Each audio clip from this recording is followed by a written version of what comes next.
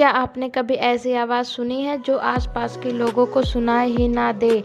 दुनिया के कई देश के लोगों ने एक रहस्यमय गुनगुनाहट जैसी आवाज़ सुनने की रिपोर्ट दी है। इस घटना को द हम्ब कहते हैं।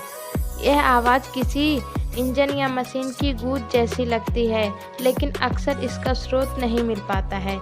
लेकिन सबसे अजीब बात यह है कि यह आवाज़ हर किसी को सुनाई नहीं देता है। अगर आपको रात में ऐसी आवाज़ सुनाई दे तो क्या आप उसकी तलाश करेंगे? ऐसे वीडियो के लिए हमारे चैनल को सब्सक्राइब, वीडियो को लाइक करें।